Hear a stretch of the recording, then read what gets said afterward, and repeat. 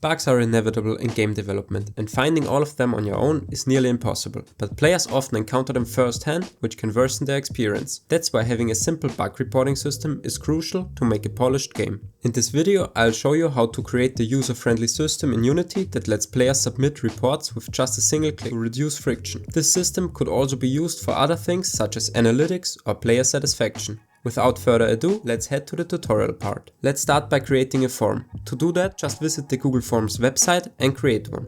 Then open it as a viewer to make sure that the form doesn't require a login to avoid blocking submissions. Otherwise, you need to turn it off in the dashboard. Firstly, we need to get the response link from the form we just opened. Click send or copy the link and at the end type in form response instead of view form.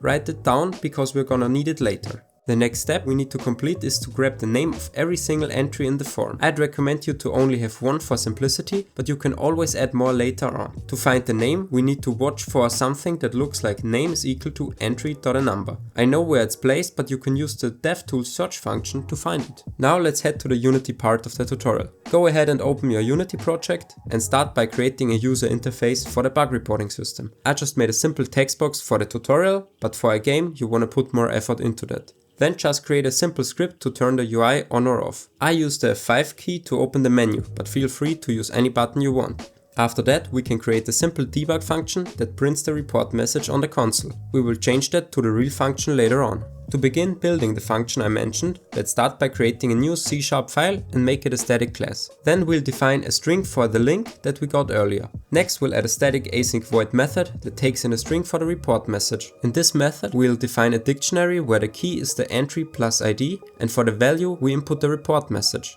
In the post method, we need to use a try-catch block to resolve potential errors. We're using HTTPS client to handle the interaction with the form server and encode the dictionary to make it readable. Then make an HTTP response message and make an async post request to the page. After that, we can check if the post was successful and write an appropriate debug message to the console. We can then change the debug message we made earlier to the method we created. Now we can then try and submit the form. If everything goes to plan, we should see the success message in the console. When we then go to the forms website again, we should see a new submission there. I just made a few tests to see how fast it is and it's close to real time. This was it for the tutorial, but I want to give you a few additional tips. You should write a small text that says that Google's API is in use there just to be transparent with the player. Depending on the game you have, it could also be a great idea to make a second entry in the form where you'll add the debug information like the player's position or the PC components of the user. But make sure that you're also transparent about that. You can of course not only use this for bug reports, but also to get player feedback, improvements for the game,